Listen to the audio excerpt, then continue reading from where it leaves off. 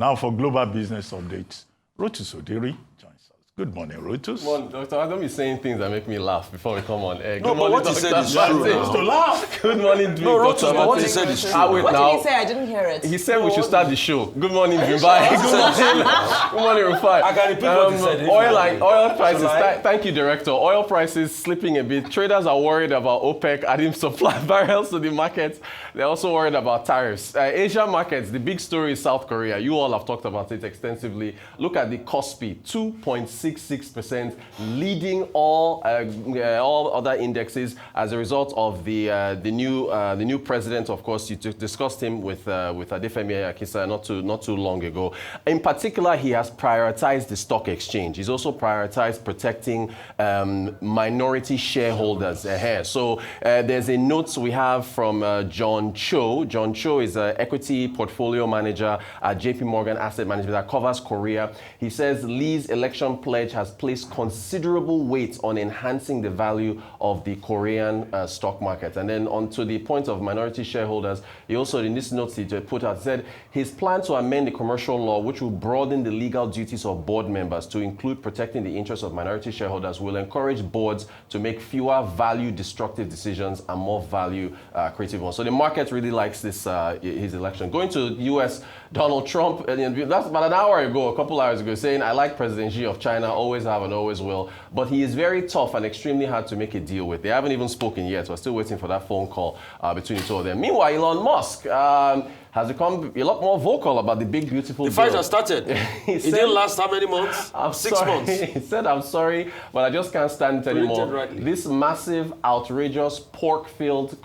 spending is additional, you know how they fill things into these bills. Congressional spending bill is a disgusting abomination. Shame on those who voted for it. You know you did wrong, you know it. To Nigeria, USSD, this update now from the Communications Commission, the NCC, to banks, that they can no longer debit the fees, the charges for USSD from customer bank accounts. That's now going to come from airtime. You will get a prompt before that happens to let you know that you're going to be charged from your airtime.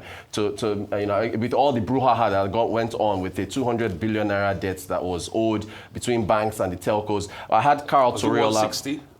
It climbed to about 200. Okay. So Carl Toriola, who's the CEO of MTN Nigeria, he was on the show on Global Business Report to talk about them bouncing back to profitability. But I asked him about the USSD debts, and he said, "Hey, it's been cleared. Here he is." Good one.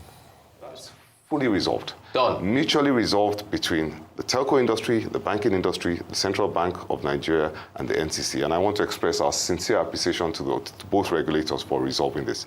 It's done. We recognize the revenue in full. We've received payment, and that's behind us. So we shouldn't need to discuss that with me anymore. All right, finally, the federal government is targeting the fourth quarter of this year to roll out their presidential meter initiative, the PMI. So if you're looking at rolling out free meters in the fourth quarter. I still have, free meters? Yeah, well, partially. You pay for meters, though. No, what I'm saying is that they want to roll, No, I pay for a meter. What I'm saying is that I think they should, I think people should just get their own meters. But anyway, that's the end of our update. So that's why when you said free meter, I'm like, no, it's broken down in segments, right? They're trying to make sure that they can close the metering gap as much as possible. But I just think the way you use your phone your phone lines is pay as you go for airtime, right? I think the market should be open up for everybody to just get their own meters. You close the gap faster, and you can bill people incrementally for the cost of the meter. So say a meter costs 200,000 naira, your bill is 100,000 naira for a particular month. You are billed 150, and on your bill it says itemized and say 50,000 naira goes towards the cost of that meter, and you can pay it off over that period of time. As of today, I pay for meter because I have facilities for charity that I run.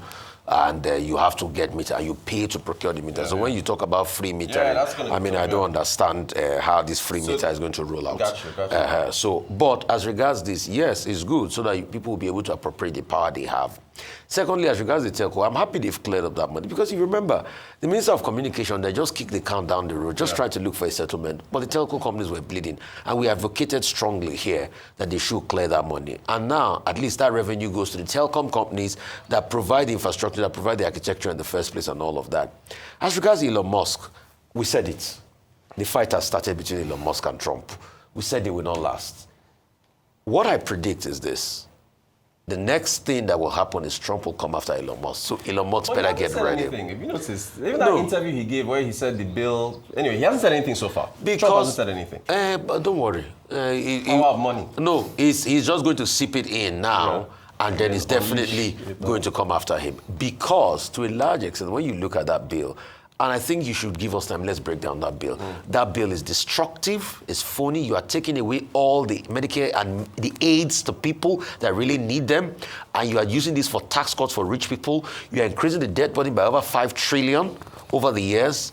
It's a very destructive bill, and I'm happy Elon Musk has spoken us about this. Nobody ever thought there was going to be a day Hakeem Jeffries will come up and say, breaking news, I agree with Elon Musk. You know, for me, this whole situation reminds me of what human nature truly is. Some things that we stereotype and say they happen in African politics, in African governance. Well, Elon Musk is technically African, but still, this is human nature, which is that, unfortunately, we're developing a stronger culture, which is wrong, that when you're within the system, you can't speak. And the moment you leave the system, suddenly your mouth is open to criticize what was happening within the administration. We see too much of that. It's not something that we are accustomed to seeing in the United States, but here we are, right? Nothing we haven't seen, nothing new. For me, in the electricity sector, gosh, it's a PhD. I always say electricity, the Nigerian electricity is maybe two PhD theses put together. But yesterday there was a report about how discos are now failing to meet their revenue targets because their highest paying customers have all gone off the grid.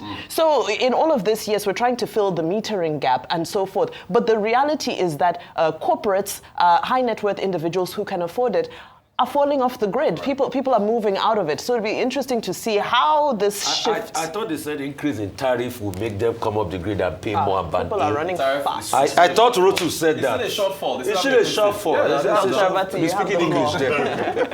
Let me start with Elon Musk, who says that the big, beautiful bill is a disgusting abomination. His major issue is that you are going to cut tax to about $600 billion, and then you are going to increase deficit to the tune of about $4 trillion. And he says that, look, this is pork field, it's outrageous, for the simple reason that you cut tax, so you reduce revenue, then you spend more, particularly on defense. Then you turn the budget, adrift.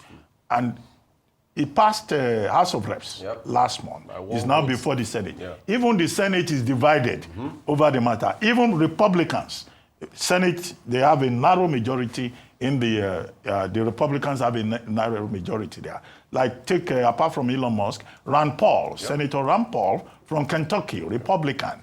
He's also saying, look, if this is going to increase the debt burden of the United States, I will not support it, I will not vote for it. It's only Scott Bessent who is saying if the U.S. does not borrow more money, then, of course, the economy would bottom out and all of that. So it's a very controversial subject. But in any case, I don't think it will affect the relationship between Trump and Musk. After all, he said when he was leaving on 31st May that he will always be around. He's our person. He will always be. So they parted on very amicable terms. This is just, and he had commented on this before anyway, before leaving, when he said it was disappointing.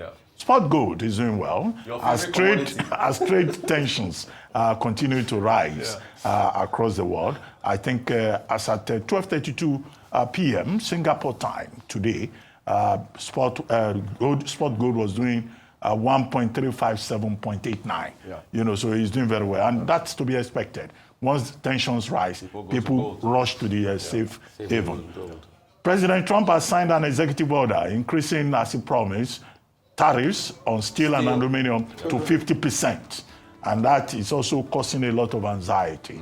NVIDIA is king again. NVIDIA has grown by about 2.8%, bringing the stock share value to $141.50, and then exceeding Microsoft. So at the moment, is the most valuable, profitable company in the world. And Asia benefited from that. South Korea is about the politics, the election, the promise of stability, but also Nifty 50, Kospi, Kosdaq, You know, mainland China, CSI 300. Yep. You know, what do they have in Japan? Nikkei 225. You know, they all rose, you know.